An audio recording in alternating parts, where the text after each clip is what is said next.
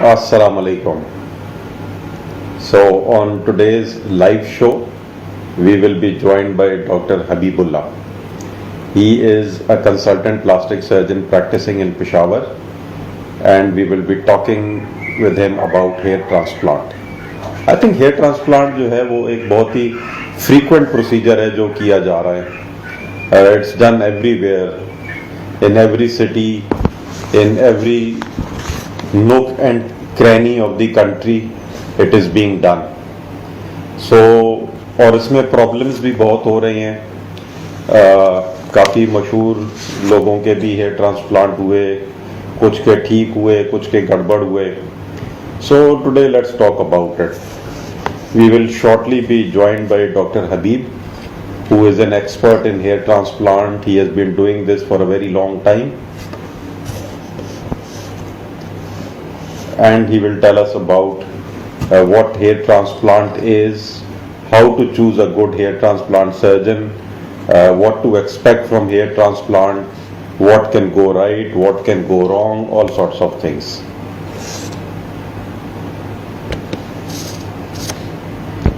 Okay, just let me.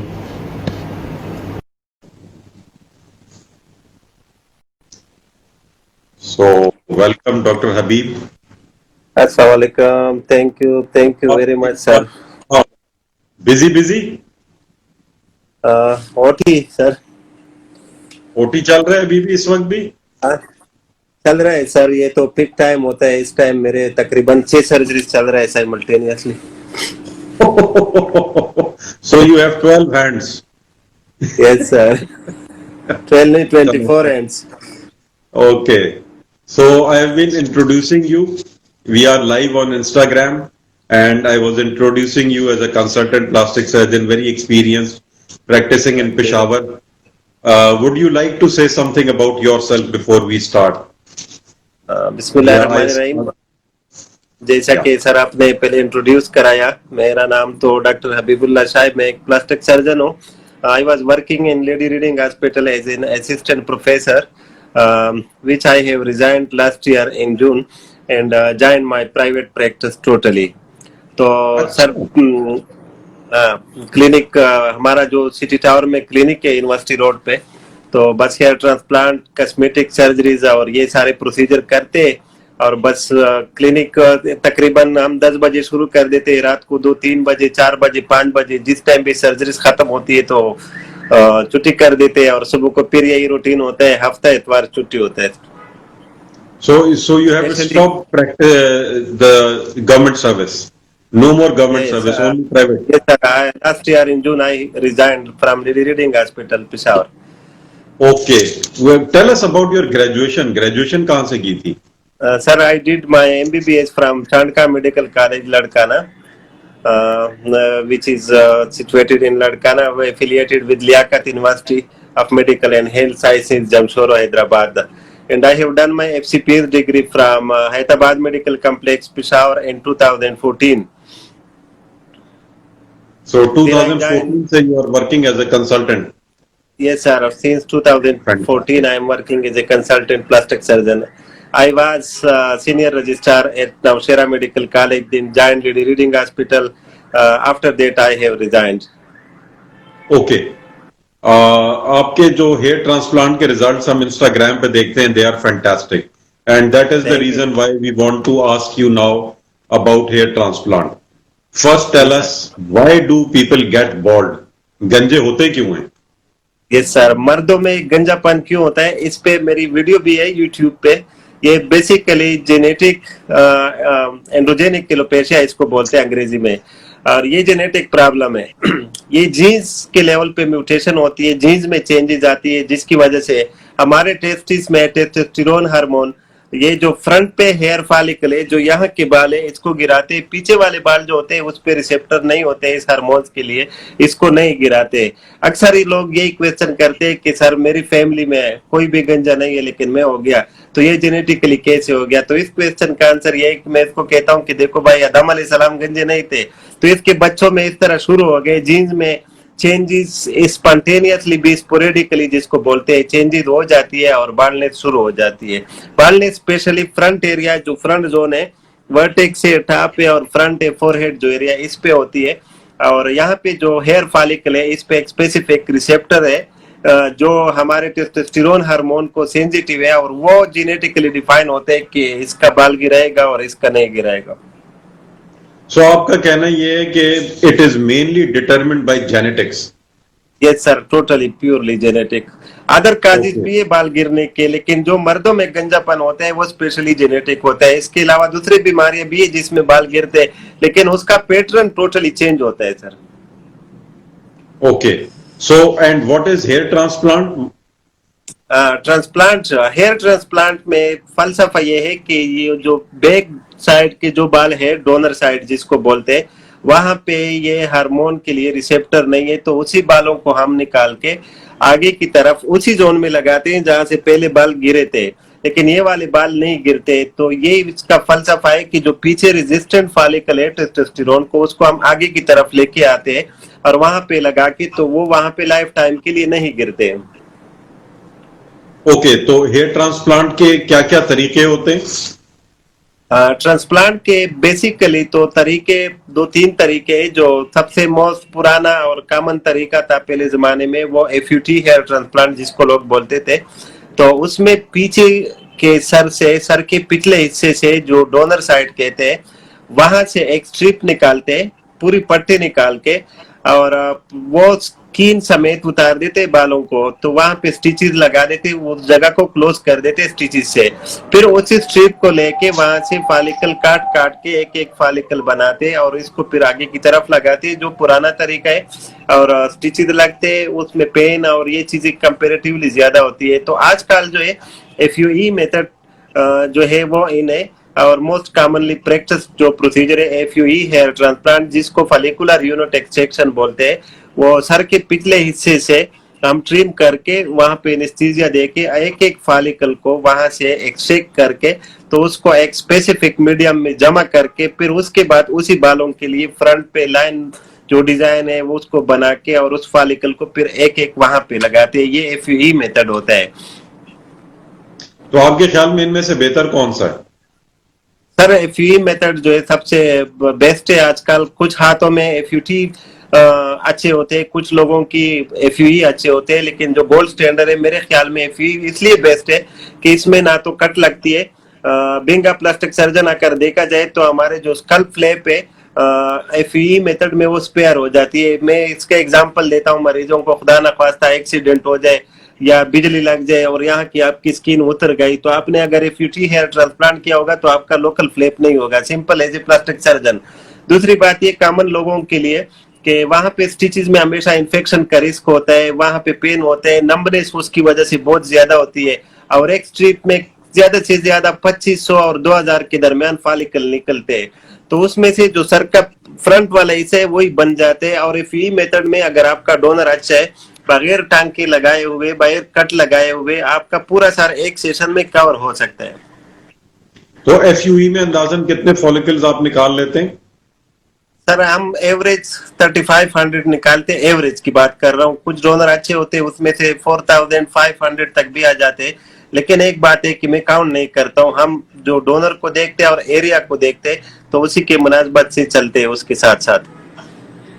Okay, अच्छा, बीच में लोग सवाल भी कर रहे हैं तो मैं बीच बीच में सवाल भी करता जाऊंगा। जो मैंने सवाल लिखे हैं वो भी बहुत सारे हैं, तो आज टाइम लगेगा, आपको सर्जरीज थोड़ी वेट करनी पड़ेंगी।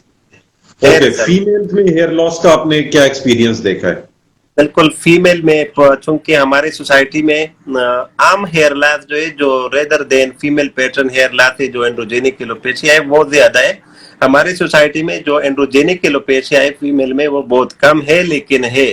कल भी मेरी लिस्ट पे एक फीमेल है जिसका हेयर ट्रांसप्लांट होगा और उसका फीमेल पैटर्न हेयर लॉस हो चुका है। तो बहुत कम परसेंटेज है, और जिन फीमेल के गिरते हैं उन्होंने ऑलरेडी बहुत सारे इलाज किए होते हैं, उसका भी इसी तरह रेजिस्टेंट होता है जिस तरह मर्दों का होता है, इलाज को रिस्पांस नहीं देते। और ये एरिया तकरीबन खाली होने के बराबर हो जाता है, फिर उस सूरत में हम हेयर ट्रांसप्लांट उसको ऑफर करते हैं। और फीमेल में हेयर लॉस के इसके अलावा बहुत काजेज है। एनीमिया जो है सर वो मोस्ट कॉमन काज है। औरतों में खून की कमी होती है, अक्सर प्रेगनेंसी के दौरान कम हो जाती है, मेंसेस की एबनॉर्मेलिटीज की वजह से, दूसरे हार्मोनल इश्यूज की वजह से, तो उसकी वजह से उसका हेयर फॉल होता है। तो वो सिंपल है, उसमें आप सिर्फ इसकी आयरन रिप्लेसमेंट, विटामिन डी, ये चीजें करके वो हेयर फॉल ठीक हो जाते हैं। लेकिन जो फीमेल पैटर्न हेयर लॉस है, जिस तरह मर्द गंजे होते हैं, वो बहुत कम है लेकिन है, और वो रेजिस्टेंट है ट्रीटमेंट को, तो उस सूरत में उसको भी हम ट्रांसप्लांट ही रिकमेंड करते हैं। Female pattern hair transplant hair loss क्या होता है? फीमेल पैटर्न हेयर लॉस जो है वो मर्दों से थोड़ा डिफरेंट होता है। फीमेल का जो फ्रंटल जोन है, जो फ्रंट फोरहेड है, उसमें से थिनिंग शुरू हो जाती है। वो कंप्लीटली बाल नहीं होती है, जिस तरह मर्दों में 7 टाइप्स है, इस तरह फीमेल में नहीं है। फीमेल का जो फोरहेड है फ्रंट, और ये टाइप स्पेसिफिकली इस जोन में सिर्फ हेयर फॉल होती है और ये जगह खाली होती है, और ये डिफरेंस है मर्दों से। उसका अक्सर हेयर लाइन जो है ना प्रिजर्व होता है, मर्दों में हेयर लाइन कंप्लीटली खत्म हो जाते हैं। ओके, या that's I think a very good explanation. Zeeshan Khan Manduri ने पूछा है कि मैं हेयर ट्रांसप्लांट करवाना चाहता हूं, मेरा एरिया सेंटर में है, so that happens. Yes sir, this is atypical types. मर्दों में इसके स्पेसिफिक टाइप है, कुछ एटिपिकल पैटर्न भी होते हैं जो सिर्फ सेंटर खाली होता है। इस सूरत में अमूमन डोनर साइड भी इसका बहुत अच्छा ही होता है, और इसमें तो बहुत ही अच्छा होता है क्योंकि इसमें हेयरलाइन आपने नहीं बनानी होती है, तो इसका रिजल्ट भी अच्छा होता है। So Zishan, you are expected to get a good result. Okay, so आपके नजदीक एक अच्छा कैंडिडेट फॉर हेयर ट्रांसप्लांट कौन होता है? सर एक अच्छा कैंडिडेट सर वो होता है जिसको बार्डनेस हो, जिसका डोनर साइड अच्छा हो, और उसके पास स्पेयर टाइम हो और एक्स्ट्रा पैसे हो, तो वो बेस्ट कैंडिडेट है। एज के साथ कोई ताल्लुक नहीं है सर एफई हेयर ट्रांसप्लांट में, और स्पेसिफिकली मैं 20 ईयर एज से कम हो तो उसको कहता हूं कि आप वेट कर ले, थोड़ा आपका बार्डनेस कंप्लीट हो जाए। अच्छा, ये प्रॉब्लम मुझे भी फेस होता है। It is difficult to decide कि जब हेयर फॉल शुरू हुआ है तो किस स्टेज पे हेयर ट्रांसप्लांट किया जाए। ट्रांसप्लांट सर उस टाइम किया जाए कि जब आपकी बार्डनेस कम से कम टाइप 2 टाइप 3 तो हो जाए, आपका फ्रंट खाली हो जाए या वर्टेक्स खाली हो जाए। लेकिन एक चीज होती है कि यंग एज में सिर्फ एक प्रॉब्लम होता है, क्योंकि उस बंदों की बार्डनेस कंप्लीट नहीं हुई होती है, तो उसमें अगर आप ट्रांसप्लांट कर ले उसके बहुत ही अच्छे आला रिजल्ट आ जाते हैं। लेकिन वो जब 25-26 पे पहुंचता है तो वो जो ट्रांसप्लांट आपने किया होता है उसका रिजल्ट भी खराब हो जाता है, और उसकी बार्डनेस भी पीछे तक चली जाती है, डोनर साइड भी खत्म हो जाते हैं। तो सिर्फ ये चीज समझाना होता है कि अगर आप अर्ली एज में करना चाहते हो तो फ्यूचर में आपका रिजल्ट वीक हो सकता है बार्डनेस की कंप्लीट होने के साथ। अच्छा, कुछ प्रॉब्लम्स हैं जो कॉमनली मरीजों को होती हैं जब वो हेयर ट्रांसप्लांट कराने आते हैं। स्मोकिंग, बहुत सारे पेशेंट्स आते हैं जो स्मोकर्स होते हैं। जी बिल्कुल, तो स्मोकर्स उसमें क्या करना चाहिए? मेरे 20% पेशेंट जो है सर स्मोकर होते हैं। स्मोकर्स में तो आइडियल तो ये कि स्मोकिंग का जो इफेक्ट खत्म होता है बॉडी से, वो 6 वीक्स पहले अगर आप छोड़ दे स्मोकिंग तो आपका जो वो स्मोकिंग वाला इफेक्ट खत्म हो जाता है। और वो इफेक्ट क्या है, आखिर स्मोकिंग से क्या प्रॉब्लम हो सकती है, उसमें ये होता है कि स्मोकर की जो स्किन होती है वो ऊज बहुत करते हैं। फॉर एग्जाम्पल आप उसको प्रिक लगाते तो वहां से ब्लीडिंग ज्यादा होती है। दूसरी बात ये कि उसमें आप बहुत क्लोज इंसिजन नहीं बना सकते, क्योंकि वो एक रिस्क पे होते हैं कि वो स्किन नेक्रोसिस हो सकती है पोस्ट ऑप स्मोकर्स को स्पेशली। लेकिन अल्हम्दुलिल्लाह आज तक किसी को नहीं हुआ है। जो ओल्ड एज होते हैं फॉर एग्जांपल 50 प्लस होते हैं और स्मोकिंग करते हैं तो उसमें अवॉइड करना चाहिए। अदरवाइज यंग एज में तो मेरे ख्याल में कोई प्रॉब्लम नहीं हो सकते। ओके, यंग एज में अगर इवन स्मोकर भी है तो आप यू कैन गो अहेड, लेकिन ओल्ड एज में स्मोकर है तो यू शुड अवॉइड। स्मोकर है उसको अवॉइड करना चाहिए 50 प्लस वाले एज में। और प्रॉब्लम आप ये फेस करते हो कि जब आप प्रिक करते हो तो ब्लीड बहुत करता है। तो उसमें उसका मैं प्रैक्टिकली आप लोगों को अभी स्मोकर का दिखा सकता हूँ, ऑपरेशन टेबल पे पड़ा हुआ है। अभी कर हो रहा है उसका? हो रहा है सर उसका, वो अभी जाके सुबह को चर्च भी गया है और अभी उठा है स्मोकिंग करके आ गया ऑपरेशन थिएटर। ओके, अच्छा, डायबिटीज का आपका क्या ओपिनियन है? डायबिटीज हाँ बिल्कुल, डियाबिटीज में मेरा ये क्राइटेरिया होता है कि अगर एज 50 प्लस से कम है तो मैं करता हूँ सेफली, लेकिन उसमें ये होता है कि आप उसका ग्लाइसीमिया कंट्रोल देखेंगे, शुगर कंट्रोल। HbA1c टेस्ट करते हैं जिसमें लास्ट 3-4 मंथ्स का पता चलते हैं, तो उस टेस्ट में अगर वो 7 से कम है तो मैं रिकमेंड करता हूँ। 7 से ऊपर है तो उसको कहता हूँ कि नहीं, आप शुगर कंट्रोल करवाएं, एंडोक्राइनोलॉजिस्ट से ट्रीटमेंट ले ले, फिर उसके बाद ट्रांसप्लांट करेंगे। और उसके बाद भी जब भी करेंगे तो उसमें ये वो होनी चाहिए पॉलिसी कि उसमें डेंसिटी ज्यादा नहीं देनी चाहिए। ओके, तो उसकी डेंसिटी आप ज्यादा प्रॉमिस ना करें, बहुत एग्रेसिव ना हो। ज्यादा प्रॉमिस ना, एग्रेसिव ना हो, हाइपरटेंशन, तो फिर उसमें स्किन नेक्रोसिस। हाइपरटेंशन के साथ कोई इशू नहीं है। उसमें ये होता है कि जो मरीज ब्लड प्रेशर जिसका होता है उसको हम कहते हैं कि अगर रात को डोज लेते हो तो सुबह को आते हुए एक डोज ले लेना है। बाकी हम तो एनेस्थीसिया मैनेजमेंट करते हैं, पेशेंट की मॉनिटरिंग करते हैं, उसको आईसीयू की तरह सेटअप में रखते हैं। और अब बीपी ज्यादा हो जाए तो हम लोग करते हैं, हमारे साथ एनेस्थेटिस्ट होता है, या कम हो तो उसको बढ़ा देते हैं। और अगर वो ब्लड थिनर्स ले रहे हैं? ब्लड थिनर वाला भी टेबल पे पड़ा हुआ है, उसमें ये प्रॉब्लम हो सकता है, उसमें जो है ना ब्लीडिंग ज्यादा होती है। अभी एक अभी पेशेंट है कितने मेरा, उसका ट्रांसप्लांट चल रहे हैं इस वक्त? सर इस टाइम 6 चल रहे हैं मेरे, 6 चल रहे हैं अभी? 6 चल रहे हैं। और ये वो किस जो वक्त ब्लड खत्म थिनर होंगे? वाला था, अच्छा ब्लड थिनर वाले में यही बात होती है कि उसमें हमने टेस्ट उसको एडवाइस किया था पीटी पीटीटी का और बीटीसीटी, दोनों टेस्ट उसके नॉर्मल थे। फिर भी अभी जब हम कर रहे थे तो उसका उस बहुत ज्यादा था, लेकिन वो हम कंट्रोल कर लेते। उसमें हम लोकली ट्रांजमीन साथ एड्रेनालिन के इंजेक्ट कर देते तो थोड़ा बहुत गुजारा हो जाता है। अच्छा यार, ये बताओ कि अब हर बंदा तो पेशावर नहीं आ सकता, तो जो जिस शहर में है वो एक अच्छा हेयर ट्रांसप्लांट सर्जन कैसे ढूंढे? तो आजकल सर सोशल मीडिया का जमाना है, और सिंपल मैं हर मरीज को ये एडवाइस देता हूँ कि जहां पे भी कराना हो क्वालिफाइड डॉक्टर से करा दे, जो स्पेशली प्लास्टिक सर्जन हो, स्पेशलिस्ट हो और उसका एक्सपीरियंस हो इस फील्ड में। उसमें ये होता है कि रिजल्ट हर किसी के डिफरेंट होते हैं। अच्छा रिजल्ट ना भी दे तो कम से कम स्पेशलिस्ट डॉक्टर के पास कॉम्प्लिकेशन का रिस्क बहुत ही कम होता है। ओके, तो हर यू चीज में सजेस्ट प्लास्टिक सर्जन स्पेशलिस्ट के पास?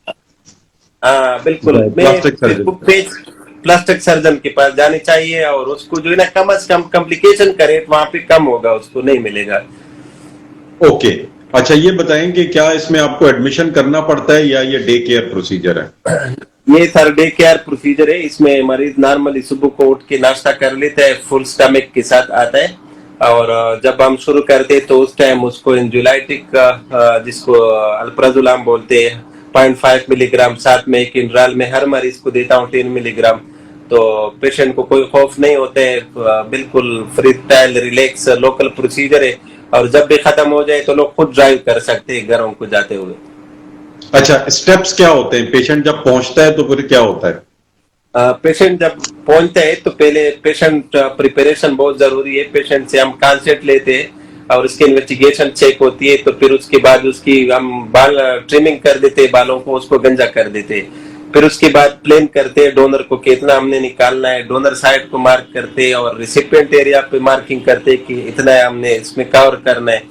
तो फिर लोकल एनेस्थीसिया देते हैं। हमारा तो टीम वर्क है, उसमें ये होता है कि मरीज का पहले एक बंदा लोकल एनेस्थीसिया लगा देता है, फिर उसके बाद दूसरा टुमिसेंट इंजेक्ट करते हैं, फिर उसके बाद एक सेक्शन वाला बंदा आता है, फिर उसके बाद जो है ना एक सेक्शन हो जाए तो तकरीबन रोटी का टाइम होता है दिन को लंच का, तो सारे मरीज लंच कर लेते हैं। हमारे मरीज अक्सर नमाज पढ़ते हैं दरमियान में, तो सज्जा लगा सकते हैं नॉर्मली, कोई रिस्ट्रिक्शन नहीं होती है हेड मूवमेंट्स की या खाने पीने की कोई परहेज वगैरह इस तरह चीजें नहीं होती है। तो फिर उसके बाद जो है ना वही फालिकलम जमा करके फिर उसको फ्रंट वाले एरिया पे लगाना शुरू हो जाते हैं, जो टेक्नीशियन का काम होता है। ओके, सो आप जनरल एनेस्थीसिया इसमें इस्तेमाल नहीं होता? नहीं, इसमें कोई जनरल एनेस्थीसिया नहीं है, लोकल एनेस्थीसिया है, पेनफुल नहीं है। उसमें सिर्फ जो फर्स्ट इंजेक्शन लगते हैं, जिस तरह मैं मिसाल देता हूँ मरीजों को कि गोश्त में जो इंजेक्शन लगाते हैं, पहले इंजेक्शन का इतना ही दर्द होगा, उसके बाद फिर दर्द नहीं होता है। ओके, 2 क्वेश्चंस ऑडियंस में से आए हैं। एक ये कि अगर आपका हेयर ट्रांसप्लांट का रिजल्ट अच्छा नहीं आया, यू आर नॉट सेटिस्फाइड, तो फिर क्या करें?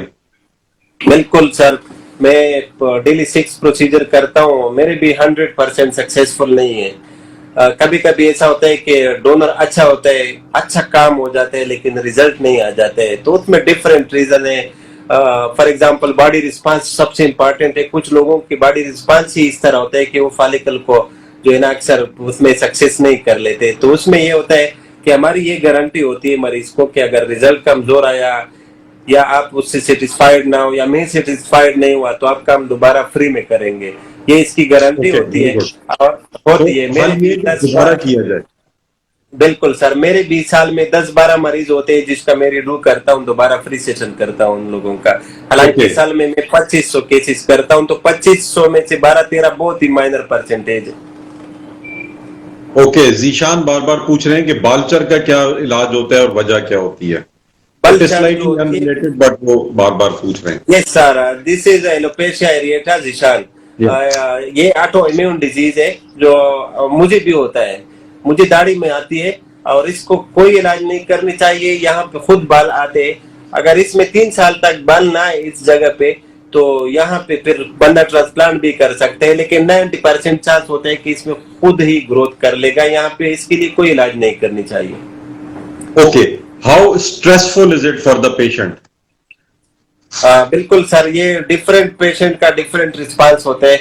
तो आज मेरे ओटी में एक डॉक्टर पड़ा है, वो बहुत ही एंजाइटी में था, उन्हें इसको शिवरिंग हो रही थी, वो इसके लिए इतना वो था, स्ट्रेसफुल था। लेकिन उसको हम रिलैक्स कर देते हैं मरीज को, उसको मोबाइल दे देते हैं कि आप अपने फेसबुक में बिजी हो जाए, इंस्टाग्राम पे बिजी हो जाए, आप रिलैक्स हो जाए, उसको टेबलेट दे देते हैं। तो 95% जो पेशेंट है उसके लिए ये स्ट्रेसफुल नहीं होता है। 5% मरीज ऐसे आते हैं जिसके लिए थोड़ा सा स्ट्रेसफुल होता है। मुझे ये भी पता चला है कि अपने मरीजों को आप म्यूजिकल इंस्ट्रूमेंट भी बजा के रिलैक्स करते हैं। यस सर, वो हमारे पास जो एक गिटार का सिस्टम है रबाब, तो रबाब पड़ा हुआ है मेरे क्लिनिक पे। अच्छा, रबाब रखा हुआ है क्लिनिक पे? वो मुझे गिफ्ट में दिया है रबाब वाले ने। अच्छा, उसका ट्रांसप्लांट किया था तो अच्छे रिजल्ट आए तो मुझे गिफ्ट कर दिया उसने। अब कभी कभी आते हैं, कोई डिमांड पे बुला लेता है तो उसके लिए हम जो है रबाब का इंतजाम भी करते हैं। अच्छा बताएं, कोई आपने खास लोगों का, स्पेशल मशहूर लोगों का हेयर ट्रांसप्लांट किया हो? सर मैंने सबसे मशहूर बंदा जो इमाम काबा आया था उसका किया हुआ है, सबसे मशहूर। माशाल्लाह, वाकई सीरियसली? यस सर, इमाम काबा मेरे क्लिनिक पे आया था, यहाँ पे बहुत टाइम गुजारा है, 2-3 रात मेरे साथ स्टे किया था। बाकी तो कैसा रिजल्ट रहा? सारे 20% मरीज मेरे ब्यूरोक्रेट्स होते, ये सारे मिनिस्टर अच्छा, लेवल के, इस तरह ये मशहूर सिंगर्स वगैरह की करता हूँ, लेकिन मैं उस पर एडवर्टाइजमेंट नहीं करता हूँ। हेयर थिकनेस के लिए क्या करना चाहिए? हेयर थिकनेस के लिए फॉर एग्जांपल डिपेंड करता है कि आपको एंड्रोजेनिक एलोपेशिया, अगर बाल गिर रहे हैं उसकी थिकनेस की बात कर रहे हैं तो उसके लिए तो ये फिनेस्टिराइड और मिनॉक्सिडिल है, और कोई तरीका नहीं है, लेकिन वो टेम्परेरी रिलीफ देता है। हेयर ट्रांसप्लांट आपने कैसे सीखा? ट्रांसप्लांट ये बड़ी इंटरेस्टिंग स्टोरी है सर, इसमें मेरा कोई उस्ताद नहीं है। मेरे कुछ सीनियर थे, जब मैं ट्रेनिंग में था तो ट्रांसप्लांट करते थे, मैं एक के पास गया, मैंने कहा यार हमें सिखा दो या देखते हैं कैसे करते। तो उसने कहा ठीक है, जब केस होगा हम बुला लेंगे। बहरहाल उन्होंने अवॉइड किया। फिर यहाँ एक दूसरा क्लिनिक था, उसके पास गया, उन्होंने साफ इनकार किया कि नहीं हम नहीं सिखा सकते। तो मैं बैठ गया, जो हमारे बुक्स में इसका चैप्टर है वो पढ़ लिया, यूट्यूब पे वीडियो देख लिए। फिर उसके बाद उस टाइम तो FUT मेथड था, सबसे पहला जो केस किया उसका तस्वीर 5 साल तक मेरे फाइल और बोर्ड पे लगा था, उसका इतना अच्छा रिजल्ट आया। तो मतलब है मैंने यूट्यूब से सीखा है। सो आपका टीचर हेयर ट्रांसप्लांट में वो यूट्यूब है? मेरा यूट्यूब है। फिर कैसे आपने टेक्निक को इम्प्रूव कैसे किया? टेक्निक को तो एक सर्जन के लिए, एक प्लास्टिक सर्जन के लिए जो उसके बेसिक स्किल होते हैं प्लास्टिक सर्जरी के, वो तो उसके पास होते हैं। एक प्लास्टिक सर्जन को सिर्फ एक आइडिया, पिक्चर, कोई वीडियो, कोई रिसर्च आर्टिकल देख के तो उससे आहिस्ता आहिस्ता हमने चीजें डेवलप की। अगर आपको याद है, एक टाइम था जब मैंने बहुत बड़ा स्ट्रिप लिया था और उसको मैंने जबरदस्ती क्लोज किया था उस टेंशन के साथ, तो वो उसमें हमने आहिस्ता आहिस्ता सीख लिया कि स्ट्रिप का साइज कितना रखा जाए, स्टिचेस कैसे, फिर ट्राइकोफिटिक क्लोजर आ गया। फिर 2015 में फ्री हेयर ट्रांसप्लांट आ गया, तो आहिस्ता आहिस्ता वो FUT हमने छोड़ दिया। फिर FUE को हमने इस तरह रिफाइन किया कि पहले जब हम यूज करते थे तो 1.1 साइज का पंच था, फिर 1 पे आ गए, फिर 0.9 पे आ गए, आजकल हम 0.85 साइज का पंच यूज करते। तो पंच साइज, इसके साथ डोनर की हीलिंग जल्दी हो जाती है और हेयर लाइन में इंप्रूवमेंट। तो लर्निंग करो सर, कभी खत्म नहीं होती है, हर दफा हर साल हम कोई नई चीज इसमें इंक्लूड करते हैं। Some important points about marking the hairline. या मार्किंग हेयर लाइन में बहुत बड़ा Hairline इशू है। marking में आपकी क्या खास बातें हैं? बिल्कुल सर, ये हेयर लाइन जो मेन इशू है हमारे पास जो लोगों में, वो हर कोई चाहता है कि मेरे बाल यहाँ पे लग जाए, उसको नीचे ले आए। हर मरीज का ये डिमांड होता है, लेकिन मैं ये अगर यहाँ पे लोग सुन रहे हैं या देख रहे हैं तो सिंपल मशवरा देता हूँ कि 1 साल का जब बच्चा होता है तो उसका फोरहेड 1 फिंगर होता है, क्योंकि ये हड्डी उसकी छोटी होती है। फिर जब ये हड्डी ग्रोथ करती है तो आपका हेयर लाइन एज के साथ ऊपर जाता है, और एक खूबसूरत फेस वो होते हैं जिसके फेशियल प्रोपोर्शन पूरे हो कि ये हिस्सा फिर उतना ही हेयर लाइन ऊपर होना चाहिए। तो इसकी मेजरमेंट लेनी चाहिए, इसको कभी नीचे नहीं रखना चाहिए। और सर का बाल सर पे अच्छा लगता है, अगर आपने उसको फोरहेड पे लगा दिया, जो यहाँ पे सीधा बोन है इस पे लगा दिया, तो उसका एक तो एंगल गलत हो जाता है, और एक जो इसका रूट है वो सारी जिंदगी नजर आती है कि ये ट्रांसप्लांट हो चुके हैं। अगर अपनी जगह पे रखेंगे हेयर लाइन को, प्रॉपर फ्रंटल टेम्पोरल एंगल आप इसमें डाल दे तो इस हेयर लाइन का पता नहीं चलेगा। For those of you who have joined us now, Dr. Habib is a plastic surgeon, consultant plastic surgeon based in Peshawar, and he is the expert in hair transplant. अच्छा, we will continue. आपने hair line के बारे में बताया। एक बड़ा interesting सवाल ये आया जो मैं भी पूछना चाह रहा था कि आइस एफयूई और सादा एफयूई में क्या फर्क है? बिल्कुल सर, ये थोड़ी सी जो चीजें ये थोड़ा सीक्रेट है, जो हम डिस्क्लोज नहीं करना चाहते हर किसी के सामने, लेकिन उसमें बेसिकली ये डिफरेंस है कि इसका जो ब्लेड है ये एक क्रिस्टल टाइप के डायमंड सफायर ब्लेड बोलते हैं, जो बहुत ही फाइन होता है। इससे इंसिजन आप फॉर एग्जांपल 1 स्क्वायर सेंटीमीटर में अगर आप आम एफई से 35 ग्राफ्ट लगाते, 35 इंसिजन बनते, तो आई से फी में वहां पे आप 50 इंसिजन सेफली बना सकते हैं। और दूसरी बात ये कि उसमें जो पंच साइज है वो भी छोटा यूज होता है, वो पंच साइज उसके लिए 0.8 मिलीमीटर होनी चाहिए। ये आइस तो क्या एक्रोनिम है? इसका मतलब क्या है आइस? ये तुर्की वालों ने नाम दिया है सर इसको आइस। ये स्पेसिफिक ट्रांसप्लांट के प्रोसीजर के लिए कोई एब्रिविएशन नहीं है। इसमें ये है कि इसको जो स्टोरेज होता है फॉलिकल का, वो इसका जो चिलर्स होते हैं आइस मीडियम पे रखते हैं, और एक उसका स्पेसिफिक टेम्परेचर होता है, स्पेसिफिक एपरेटस होता है, और उसका मीडियम थोड़ा चेंज होता है, उस पे रखते हैं ठंडे पे। तो उस फॉलिकल का जो लाइफ साइकिल थोड़ा बढ़ जाता है, उसकी सर्वाइवल बहुत अच्छी होती है। ओके, सो ये वो चीजें हैं जो आपके रिजल्ट्स को बेहतर कर रही हैं। बिल्कुल सर। ठीक हो गया सर, एक मशवरा मैं देना चाहता हूँ कि रिजल्ट जो है ना वो बेहतर होने के लिए पेशेंट का जो प्रॉपर सिलेक्शन है वो होना चाहिए। हर किसी का ट्रांसप्लांट नहीं करना चाहिए, हर कोई फिट कैंडिडेट नहीं होते, हर बाल बंदा ट्रांसप्लांट के लिए फिट नहीं होता है। Proper donor selection, patient fitness, ये 2-3 चीजें जो बहुत इंपॉर्टेंट है, उन लोगों का ट्रांसप्लांट करना चाहिए तो आपके रिजल्ट अच्छे होंगे।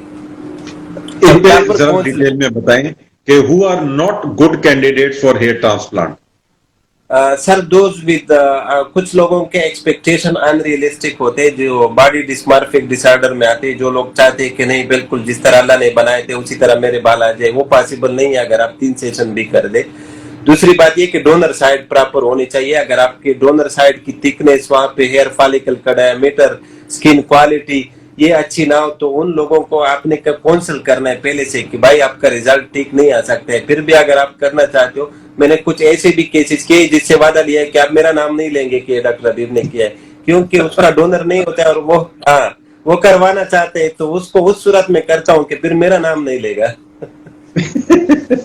Okay, so end of the procedure, जब प्रोसीजर खत्म होता है कितना टाइम लगता है प्रोसीजर में? सर प्रोसीजर हमारा जो एवरेज टाइम है 10 आवर्स है। 10 आवर्स? 10 आवर्स अगर फुल सर हो, अगर फ्रंटल सेशन हो तो 7-8 घंटों में मरीज फारिग हो जाते हैं। अगर फुल सर कवर करनी है, आपने 4000 से ज्यादा ग्राफ लगाने हैं, तो उसको 10 आवर ही लगते हैं। और ये 10 आवर क्लिनिक पे 12 घंटे तक रहता है? मैं 12 से अक्सर ज्यादा रहता हूँ सर, क्योंकि जब हॉस्पिटल छोड़ दिया तो फुल टाइम मरीजों को देता है, और फुल टाइम मरीजों को देना ये बहुत इंपॉर्टेंट है। अक्सर डॉक्टर मैंने देखे कि वो टाइम नहीं देते, स्ट्रिप लेके या फालिक लेके भाग जाते। नहीं, मरीज के साथ आपको एंड तक होना चाहिए। मरीज को कुछ भी हो सकते हैं, बीपी डाउन हो सकते हैं, मरीज को आप सिर्फ हाथ भी ना लगाओ, लेकिन उसके साथ आपकी प्रेजेंस जो है वो उसका कॉन्फिडेंस है। Okay, very good. सारा मीर पूछ रही हैं, जो मेरा भी नेक्स्ट सवाल था कि पोस्ट प्रोसीजर केयर क्या है, जब प्रोसीजर खत्म होता है पट्टी कैसे होती है और घर के लिए क्या हिदायत? पोस्ट प्रोसीजर डिफरेंट लोगों के ड्रेसिंग का तरीका डिफरेंट होता है। हम जो है ना कंप्लीटली कवर करते हैं, जो फॉलिकल लगाते हैं उस पे भी पेक्टिग्रास और ऑइंटमेंट लगा के डोनर साइड को भी पूरी एक पगड़ी बनाते हैं पहली रात, ताकि मरीज यहाँ से जाए और वो कंफर्टेबली किसी भी साइड पे सोना चाहे तो वो सो सकते हैं। कोई वो नहीं है कि हेड एलिवेट करे या सज्जा ना लगाए या नीचे ना उतरे, नॉर्मली जाएगा, नॉर्मल खाना खा के नॉर्मल सो जाएगा। हाँ, कुछ लोगों के जो मैं साइड एंगल बना लेता हूँ, टेम्पोरल एंगल जिसको बोलते हैं, वो फिक्स, तो उसको कहता हूँ कि आपने साइड पे लेट सकते हो, लेकिन यहाँ पे कोशिश करें कि बिल्कुल ये वाली जगह टच ना हो, यहाँ से फॉलिकल फिर डिसलॉज हो सकते हैं। तो उन लोगों के लिए सिर्फ ये एडवाइस होते हैं। फिर वो सुबह को नॉर्मली आते, वहां पे हम वॉश इसका ड्रेसिंग खोल देते हैं, उससे ऑइंटमेंट हटा देते हैं, गैस पीस से उसको वॉश करके नेक्स्ट डे मरीज कभी भी कहीं भी और खुद ड्राइविंग पे कहीं भी जा सकते हैं। तो कोई इस तरह रिस्ट्रिक्शन नहीं होते। पोस्ट ऑफ 5 डेज तक आपने डायरेक्ट इसको रगड़ाई नहीं करनी है।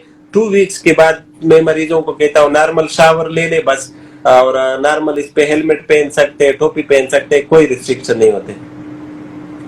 ओके, सो पहली विजिट कब होती है ट्रांसप्लांट के बाद? ट्रांसप्लांट के बाद सर, फॉर एग्जांपल आज ट्रांसप्लांट है तो पहली विजिट कल वाली दिन होगी हमारे पास ड्रेसिंग के लिए। फिर उसके बाद जो लोग पाकिस्तान में होते हैं या करीब होते हैं तो उसको मैं after every 2 month PRP recommend करता हूँ, ताकि हमारे जो हेयर फॉलिकल है उसका ग्रोथ इनहेंस हो जाए। तो पहली PRP 2 महीने पे, नेक्स्ट 4 पे, नेक्स्ट 6 पे, नेक्स्ट 8 पे, फिर बस कंप्लीट तब तक रिजल्ट आ जाते हैं। ओके, वैसे रिजल्ट आने की टाइमलाइन क्या होती है कि कितने दिन बाद क्या नजर आता है? सर फर्स्ट 3 मंथ्स में कुछ नहीं होता है। 3 मंथ्स, 3rd मंथ के एंड में जब जो बाल हम लगा लेते वो पहले 2 महीनों में गिर जाते हैं। बाल गिरते उसका रूट्स अंदर ही रह जाता है, जो बाल का शेफ्ट है वो गिर जाता है। तो वो रूट ग्रोथ कर लेते हैं, शुरू कर देते हैं उसी पहले 2 महीनों में भी, लेकिन वो ग्रोथ स्किन के नीचे होती है, क्योंकि वो 3 मिलीमीटर जब ऊपर आते हैं तो उसको कम से कम 3 महीने लगते हैं। फिर 3rd महीने में नोटिसेबल ग्रोथ शुरू हो जाती है। अगर आप उसको फील करें तो वो आपको कांटों की तरह महसूस होती है। 4th पे ग्रोथ थोड़ी ज्यादा होती है और 6 पे फिर ये बहुत ज्यादा होती है। उसका साइज भी हेयर कट के लिए फिट हो जाता है, लेकिन डेंसिटी नहीं होती है। जो फुल डेंसिटी आती है और रिजल्ट आती है वो 10 मंथ्स पे आती है। ओके, सो जो आपने फुल डेंसिटी जज करनी है वो 10 मंथ्स पे है? वो 10 मंथ्स पे होती है। बहुत सारी चीजें जो आज मैं खुद भी लर्न कर रहा हूँ। अच्छा, कुछ लोग स्लो ग्रोअर भी होते हैं सर, जिसका रिजल्ट 1 साल बाद आता है। ओके, बिल्कुल ठीक हो गया। लेकिन ये 95% लोगों की 10 मंथ्स पे आ जाती है, और 10% लोग ऐसे भी है कि उसका 7 मंथ पे फुल ग्रोथ ही हो जाता है। ओके, फीमेल्स में कैसे करते हैं? उनको तो गंजा नहीं कर सकते। ये सर उसमें ये होता है कि सर वो फीमेल का अक्सर फोरहेड पे काम करना होता है, और उसमें हम बालों को छोटा नहीं करते, सिर्फ पीछे से जहां से हमने बाल निकलते वो एक महसूस एरिया, वो स्ट्रिप जितना एरिया होता है उसको हम बाल करके उसके बाल ऊपर नीचे पोनीटेल में बंद के वहां से बाल निकाल देते हैं, और फिर उसको आगे बड़े बालों के अंदर ही लगाते हैं। उसमें कोई इशू नहीं होता। ओके, सो जो डोनर एरिया है उसको आप ट्रिम करते हैं? उसको ट्रिम करते हैं, लेकिन वो इतना नहीं होता है। वो तकरीबन 4x10 सेंटीमीटर एरिया बनते हैं, उसको सिर्फ ट्रिम करते हैं। जो फीमेल के बाल तो लेंथी होते हैं, उसमें बिल्कुल पता ही नहीं चलते। ओके, चलो अब थोड़ा सा फाइनेंशियल सवाल, कॉस्ट क्या आती है ट्रांसप्लांट की? सर मेरे क्लिनिक पे जो सबसे कम प्राइस है वो 90,000 है। 90 से शुरू होती है और 140,000 तक है। अगर आपका फुल हेड हो, FE मेथड हो तो 110,000 आती है। अगर फुल से कम हो तो 90 आती है। अगर आइस मेथड है तो हाफ हेड के लिए 110,000 है, फुल हेड के लिए 140,000 है। और transplant basically sir cost vary करते हैं। फॉर एग्जांपल हेयर ट्रांसप्लांट में मैं सिंपल एग्जांपल देता हूँ कि एक ट्रांसप्लांट में 16 पेयर ऑफ ग्लव्स यूज होती है। 10 घंटे का प्रोसीजर होता है, बहुत सारे डिस्पोजेबल इसमें यूज होती है। अगर आप मरीज को फ्री भी करें तो इसके कम से कम 35-40 हजार की इसमें सिर्फ मेडिसिन, पंच, ब्लेड, ये चीजें यूज होती है। तो हमारा जो होता है तकरीबन 58-55,000 तक स्टाफ के साथ मिला के इस पे खर्च आती है sir. What is mega session, उसके क्या चार्जेस जो अंदर, ये जो अंदर की चीजें उसको एक्सप्लोर कर रहा हूं मैं सर। या हाँ, मैं इस चीज से काफी मुतासिर हुआ हूं कि आप बहुत खुल के और सारी चीज बता रहे हो। नहीं सर, तो ये प्रैक्टिस ऐसा ही है कि इसमें छुपाना नहीं चाहिए, मरीजों को सब कुछ क्लियर करनी चाहिए। तो वो सब कुछ जो आपके बारे में जो मरीज जानता हो तो उसके साथ ताल्लुक आपका सालों तक होता है। अगर आप उसको कुछ छुपाए या चीट करे तो वो ताल्लुक बहुत ही 1 साल तक चलते हैं, साल के बाद आपके पीछे एक गलत रिव्यू लिखेंगे। मेगा सेशन का आपने पूछा, मेगा सेशन सर होते हैं, मुझे तो तरीका नहीं आता है कि मैं पिक्चर दिखा सकूं आपको, लेकिन ये कि आपका फॉर एग्जांपल यहाँ से यहाँ तक फुल हेड कवर हो जाए और फुल डांस हो तो उसको मेगा सेशन बोलते हैं कि एक सेशन में पूरा सारी कवर हो गया। अच्छा, हेयर ट्रांसप्लांट मल्टीपल सेशंस में करते हो? डिपेंड करता है डोनर पे, डोनर अच्छा नहीं है तो 2 सेशन में बन जाते हैं। हालांकि डोनर अच्छे हैं, डोनर से फॉलिकल अच्छे निकलते हैं तो हम एक ही सेशन में खत्म करते हैं। ओके, अगर अच्छा हमारा डोनर है तो एक सेशन में, अगर पुअर डोनर साइट है तो 2 सेशंस में। तो 2 सेशन में होते हैं। कुछ बहुत ही पुअर होते तो उसको मैं रिफ्यूज करता हूँ कि आप करें ही ना, क्योंकि उसमें फिर रिजल्ट नहीं आते। ओके, अब एक ट्रिकी अच्छा, सवाल। एक डोनर साइड पे एक बात मैं बताऊं कि जो वीक डोनर होते हैं वो भी मायूस ना हो। वो डोनर भी इम्प्रूव हो सकते हैं अगर डोनर पे रेगुलर मिनोक्सिडिल लगाना शुरू कर दे और साथ में फिनेस्टेराइड टेबलेट ले तो 90% लोगों का जो डोनर साइट है वो अच्छा हो जाते हैं, फिर 4-5 महीने बाद ट्रांसप्लांट वो भी कर सकते हैं। ओके, सो यू सजेस्ट कि अगर किसी का डोनर साइट पुअर है तो वो फेनेस्ट्राइड शुरू करे तो डोनर साइट बेहतर हो जाएगा। फिनेस्टेराइड और डोनर पे मिनोक्सिडिल में से एडवाइस करता हूँ कि यहाँ से यहाँ ओके, तक ये मिनोक्सिडिल का जो है इफेक्ट वर्टेक्स और डोनर पे बहुत ही अच्छा है, वो फोरहेड पे इतना काम नहीं करते। ओ, किसी और साइट से आप हेयर लेते हो? Donor site? Yes sir, the beard की और एब्डामिन की, चेस्ट की बाल इस पे हम लेके लगा सकते हैं, लेकिन मैं नहीं करता हूँ क्योंकि मैं सिंपल एग्जाम पहले सर किए हुए ट्रायल्स के लिए, लेकिन उसमें रिजल्ट नहीं आते क्योंकि बॉडी हेयर्स अगर आप देखें उसका टेक्सचर चेंज होता है, ग्रोथ नहीं करते। अगर पूरी बॉडी की बाल भी सर पे लगा दी तो वो उसमें स्टाइल नहीं बन सकते और ना रिजल्ट होगा। बियर्ड का जो बाल है वो ग्रोथ करता है लेकिन वो उसका टेक्सचर टोटली चेंज होता है, वो एक सख्त बाल होते हैं जो आपके सर पे खड़ा होकर स्प्रिंग की तरह नजर आएगा, तो वो भी मैं नहीं करता हूँ। और इस्लामी लिहाज से भी बियर्ड का जो बाल है वो निकाल के सर पे लगाना मकरूह है। ओके, सो आप दूसरे बॉडी एरिया से डोनर नहीं लेते, यू डोंट प्रेफर, although किया जा सकता है। I don't prefer. और सर के अलावा और किन एरियाज में ट्रांसप्लांट करते हो? सर बियर्ड पे सर के बाल अच्छे लगते हैं और बहुत ही आला रिजल्ट आता है उससे, क्योंकि जो यहाँ पे सॉफ्ट है, स्किन है, उसकी ब्लड सप्लाई भी अच्छी है, तो यहाँ पे ग्रोथ बियर्ड की 6-7 मंथ पे रिजल्ट आ जाती है। ओके, अब एक जरा सा ट्रिकी सवाल कि बहुत सारे लोग हैं जो इससे बहुत कम प्राइस में भी हेयर ट्रांसप्लांट कर देते हैं। बिल्कुल, यही मैंने बता दिया कि मैं जो ट्रांसप्लांट करता हूं तो तकरीबन 58-60,000 तक इस पे खर्च आते हैं। कुछ लोग हैं जो 45,000-40,000 का ट्रांसप्लांट करते हैं। तो अब मैं ये यस, इन लोगों को समझाना चाहता हूं कि देखो, फॉर एग्जांपल जो ब्लेड है, जो स्टैंडर्ड साइज की ब्लेड है, क्वालिटी ब्लेड है, तो एक ब्लेड 3-4 हजार का होता है। वही ब्लेड 200 का भी मिलता है लोकल मेड जो होता है। वही ब्लेड से जो टेक्नीशियन होते हैं तो 10-10 मरीजों का ऑपरेशन करते तो उसमें हेपेटाइटिस इन चीजों का रिस्क ज्यादा हो जाता है, तो वो पर केस खर्च कम करते, 10-15 हजार इस पे खर्च कर लेते, तो उससे इसकी क्वालिटी कंप्रोमाइज हो जाती है। वो जो ब्लेड होते हैं या पंच होते हैं उसका टिश्यू रिएक्शन ज्यादा होता है, वो हम करते, मैं मरीज को कहता हूँ 2 हफ्ते के बाद आपका जो सुराख है नजर नहीं आएगा कि यहाँ पे ट्रांसप्लांट हुआ है। आपने देखे होंगे कुछ लोगों ने, उसके सारे जिंदगी डिप्रेशन नजर आते हैं कि यहाँ पे इसके ट्रांसप्लांट हुए, बड़े बड़े इसमें वो डिप्रेशन बन जाती है। वो सिर्फ रीजन यही है कि वो लो क्वालिटी इंस्ट्रूमेंट से इसमें का टिश्यू रिएक्शन ज्यादा होता है, चॉपिंग ज्यादा, ट्रामा ज्यादा करते हैं, तो वो क्वालिटी वो नहीं रह जाती है। क्या कॉम्प्लिकेशंस हो सकते हैं हेयर ट्रांसप्लांट के? उसके बाद जो स्पेशली तो एक कॉस्मेटिक कॉम्प्लिकेशन, अच्छा हम जनरल ट्रांसप्लांट की बात कर रहे हो? हाँ, मतलब अगर आप किसी लो क्वालिटी प्लास्टिक सर्जन से आप नहीं करवा रहे, किसी छोटे से सेंटर में जाके आपने करवा लिया, तो क्या कॉम्प्लिकेशंस हो सकते हैं? बिल्कुल, यही बात मैं सबको कहना चाहता हूँ कि देखो, ट्रांसप्लांट एक आम बंदा भी कर सकते हैं। मेरे पास यहाँ पे एक ड्राइवर था, उसने भी सीखा था, वो आजकल किसी सेंटर में काम करते हैं। लेकिन ये कि उन लोगों को एनाटमी का पता नहीं होता है, स्टेरिलाइजेशन का पता नहीं होता है, क्वालिटी का पता नहीं होता है कि ये इंस्ट्रूमेंट क्वालिटी का है, वो न्यू रिसर्च नहीं कर सकते। और वो कभी कभी इतना चॉपिंग कर लेते हैं कि इतना क्लोज बना लेते हैं डेंसिटी देने के लिए कि स्किन नेक्रोसिस हो जाती है, स्किन डेड हो जाती है। और उन लोगों का अक्सर मैंने इन्फेक्शन रेट बहुत ज्यादा देखा है, जो इन्फेक्शन इसमें बन जाती है। और दूसरी बात ये कि वो स्पेशली हेयर लाइन वो नहीं बना सकते जिस तरह नेचुरल हेयर लाइन आपको एक क्वालिफाइड प्लास्टिक सर्जन बना के देता है। और दूसरी जैसे बात ये आपने कि इमाम जो काबा की बनाई है। जिस तरह ये वेरी तो स्टेरिलाइजेशन बहुत इंपॉर्टेंट चीज है, जो आम बंदा उसको नहीं समझ सकता है कभी भी कि इसको किस तरह मैंने मेंटेन रखनी है। ओके, अब एक जरा कॉमन सी बात है जो लोग पूछते हैं काफी है मरीज, कि जब आप हेयर ट्रांसप्लांट करवा लेते हैं जो बाल होता है वो नेचुरल होता है?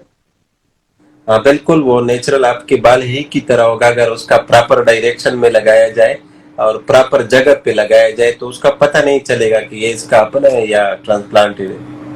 और उसकी ग्रोथ भी नेचुरल होगी? और उसकी ग्रोथ भी नेचुरल होगी, बिल्कुल जिस तरह आपका बाल बड़ा होता है, आपके और बाल बड़े होते हैं डोनर साइड वाले, उसी तरह ये भी बड़ा होगा। हेयर कट के लिए रेगुलर जाएंगे, उसमें हेयर स्टाइल बन सकेगा। लेकिन ये कि अगर आपके डोनर साइड के बाल कर लिए तो ये कर ले आएंगे, अगर ये वो स्ट्रेट है तो ये स्ट्रेट आएंगे। हेयर ट्रांसप्लांट का रिजल्ट कितना अरसा चलता है? लाइफ टाइम चलता है। अगर आपके डोनर साइड के बाल नहीं गिरते, अगर वो बाल मौजूद है तो ये भी नहीं गिरेंगे, अगर वो कमजोर होंगे तो आपका रिजल्ट भी कमजोर होगा।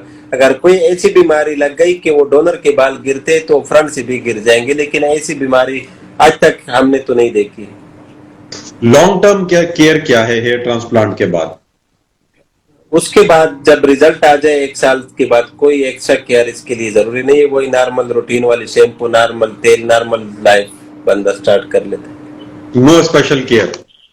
No special care. ग्रेट। अच्छा, अभी any other message you want to give to potential hair transplant patients? सबको मैं यही मैसेज देना चाहता हूँ कि जब भी ट्रांसप्लांट करना हो या आपने डिसाइड करना हो, तो आजकल ऑनलाइन जमाना है, हर किसी के बारे में डिफरेंट अगर आप मालूम करना चाहते हो उसके रिव्यूज देख लो, सिंपली जो आप गूगल में कोई चेंज नहीं कर सकते। दूसरी बात ये कि हर कोई एजुकेटेड बंदा है, क्वालिफाइड डॉक्टर के पास जाए, प्लास्टिक सर्जन के पास जाए, रिजल्ट भी उसके अच्छे होते हैं, लेकिन वहां पे आप कॉम्प्लिकेशन रेट बहुत ही कम होते हैं। अल्लाह ना करे कॉम्प्लिकेशन हो भी जाए, क्वालिफाइड डॉक्टर से भी हो सकते हैं, लेकिन वो उसको फिर मैनेज कर सकते हैं, कम से कम आप खराब नहीं होंगे, टाइमली वो आपको मैनेज कर लेगा। तो यही मैसेज है कि जब भी कराना हो, जिधर से भी कराना हो, क्वालिफाइड प्लास्टिक सर्जन के पास आप जाके वहां डिस्कस करके और वहां से प्रोसीजर करवाए। ओके, हेयर ट्रांसप्लांट के अलावा आप क्या प्रोसीजर्स करते हैं कॉमनली?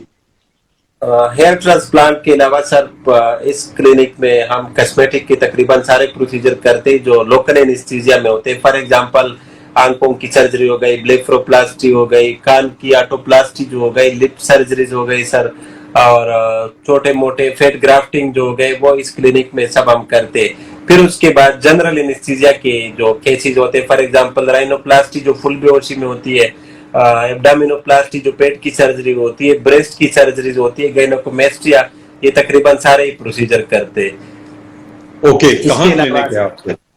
अलावा university road, city tower plaza, Peshawar. बस एक ही क्लिनिक है? मैं एक ही क्लिनिक चलाता हूँ क्योंकि एक सर्जन एक ही क्लिनिक में काम कर सकता है। यही फुल टाइम काम है और काफी ज्यादा 6 ट्रांसप्लांट तो अभी चल रहे हैं। मेरा ख्याल है रात आपकी इधर ही गुजरेगी। रात को 2 बजे तक खत्म हो जाते थे। अच्छा, और अगर किसी ने आपका अपॉइंटमेंट लेना हो तो कैसे लिया जाए? तो सर हमारी फेसबुक पेज भी है, गूगल में जहाँ पे भी आप डॉक्टर हबीब हेयर ट्रांसप्लांट दे दे, हमारा कनेक्शन आ जाएगा, कांटेक्ट नंबर है, सब कुछ है, वहां से कांटेक्ट कर सकते हैं। गूगल कर लें तो आप मिल जाएंगे?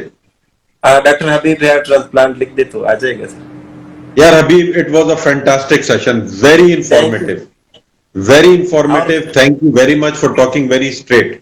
बिल्कुल आपने स्ट्रेट और सीधी बातें की। अगर लाइव देखना चाहते तो मैं कुछ दिखाना भी दिखाओ let's have a quick look. ठीक है। दिखा अच्छा, सकते इसमें हो? क्वेश्चन ये है कि देखो मैं ट्रांसप्लांट का जो प्रोसीजर है, कभी लोग ये भी कहते हैं कि नहीं आप खुद करेंगे मेरा सारा प्रोसीजर, ये भी पॉसिबल नहीं है। दुनिया में कहीं भी कोई भी प्रोसीजर अकेले सर्जन नहीं कर सकते, उसमें बहुत असिस्टेंट उसके साथ काम करते हैं। तो सर्जन को दो चीजें करनी चाहिए ट्रांसप्लांट में, एक तो फुल टाइम आपके साथ होनी चाहिए, आपका फुल प्लानिंग, आपकी चेकअप, ये सर्जन का काम है। उसके अलावा फिर हेयरलाइन डिजाइन करना, फिर इंसिजन जो ब्लेड का काम है वो हर मरीज में सर्जन को करना चाहिए। कुछ सर्जन जो एक या दो केसेस करते तो वो अगर उसके पास टाइम है तो एक सेक्शन में भी कुछ पार्ट डाल सकते हैं, एक सेक्शन भी सर्जन को करनी चाहिए उन केसेस में। अदरवाइज जो ब्लेड का काम है, जो इंसिजन, क्योंकि सर्जन को ही पता होता है कि हमने किस डायरेक्शन में, कितनी डेंसिटी में और कहाँ पे ब्रेक लगाना है, जो टेक्नीशियन नहीं समझ सकता है। ओके, सो आप दिखा रहे हैं मैं लाइव प्रोसीजर? हाँ, मैं अभी लाइव प्रोसीजर आपको दिखाना चाहता हूँ। चलो let's have a look, quick look, उसके बाद फिर हम ये सेशन क्लोज करते हैं।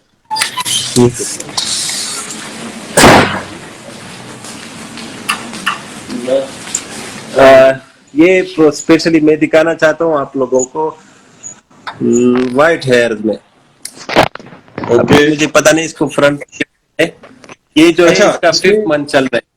Yes, also good question. Patient का अगर व्हाइट हेयर है तो फिर क्या करते हैं, तो नजर ही नहीं आएगा।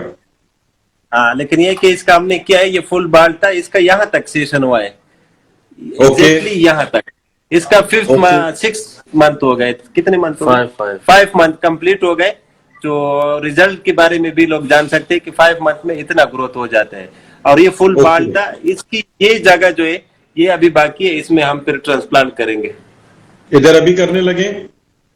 नहीं, इसका तो ये अपने दोस्त के साथ आया हुआ है, इसकी दोस्त की ट्रांसप्लांट है, जो मैं बता रहा था किस मौके। दिखाएं हमें दूसरा पेशेंट दिखाएं। आप कैमरे का व्यू चेंज, हाँ यस, चेंज कर सकते हैं ताकि आप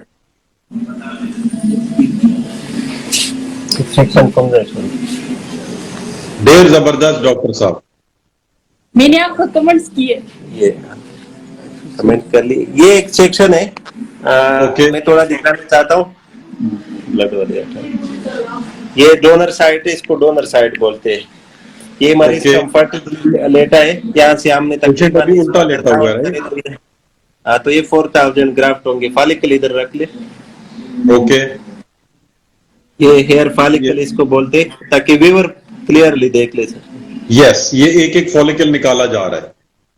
हाँ, ये हेयर फॉलिकल है। अब ये अगर फॉलिकल देख के जो साइड पे नजर आ रहा है, उसमें 3 बाल है जो हेल्दी फॉलिकल है, इसमें सिंगल वाले भी है। अब मरीज को भी देख सकते हैं, बिल्कुल ही कंफर्टेबली लेटा है। ये इसने दम वाला निशान बना दिया जोड़ का। Very good. ये जो फर्स्ट स्टेप है एक्सेक्शन वाली। Okay,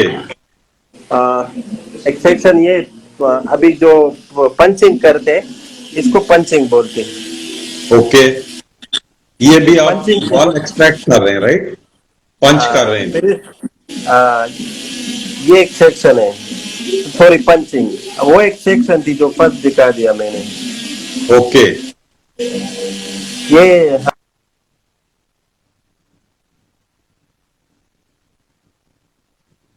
excellent. अब हो गया है ना सर? बिल्कुल आवाज आ रही है, जबरदस्त। ये अभी वो जो फॉलिकल हमने निकाले थे, ये आप हेयर लाइन इसमें आप क्लियरली देख सकते हैं। क्लाइंट कंफर्टेबली लेटा है, एंजॉय कर रहा है, कोई पेन नहीं है। और ये जो हेयर फॉलिकल है, जो लगाने का तरीका है, इसका फ्रंट हमने बहुत ही डेंस बनाया है। पीछे इसके बाल है वीक है, लेकिन ये कि इसका पूरा ही डेंस होगा, तो इसको जो आप मेगा सेशन का कह रहे थे कि फुल सर कवर हो जाएगा। Excellent, so this is a mega session है। Yes sir, this is the third step in hair transplant. Okay, excellent. Yeah, thank you very much. I think it was a great experience for everyone who was watching us. ये monitoring चल रही है? अच्छा, patient को हम monitor करते हैं, monitoring. Centre भी दिखाना अपना, कैसा, हाउ इज इट? इतने 6 पेशेंट इकट्ठे ऑपरेट कर रहे हो। Let's have a look at your centre. चल रहा है सर, ये एक ऑपरेशन थिएटर में हमारे 2 टेबल होते हैं, तो 2 मरीज बहुत कंफर्टेबल होते हैं एक दूसरे के साथ। ओके, डबल भी लगाते रहते हैं। यहाँ पे 3rd है। फिर नेक्स्ट ऑपरेशन थिएटर है, उसमें भी 2 ही चलते हैं हमारे। ओके ये लिखा था। अब इसकी प्लेसमेंट शुरू हो गई है। इसका जो है ना, ये नॉन स्मोकर है, लेकिन उसके स्किन में ऊस बहुत ज्यादा है। ओके ये वाला बांदा, ये नॉन स्मोकर है, लेकिन आप ये डेंसिटी देख सकते हो कि इसमें हमने कैसे बनाई है। और ये हेयर फॉलिकल है टेक्नीशियन के हैंड पे, और इसको हम इस Wow. तरह रख के वहां से एक एक उठा के फिर लगाते, एक फॉलिकल उठा के दिखाए। एक्सीलेंट यार, जबरदस्त। I think very very educative for everyone who was watching. आप अब बाद में लीजर शुरू करो। This video will be available online. अगर आप इसको शेयर करना चाहते हो, you are most welcome. Anybody wants to share it, please do. It was a very very educative experience. बहुत मजा आया। Thank you very much sir for thank you very much, it was fantastic. Thank you. अल्लाह हाफिज and good bye. Bye bye.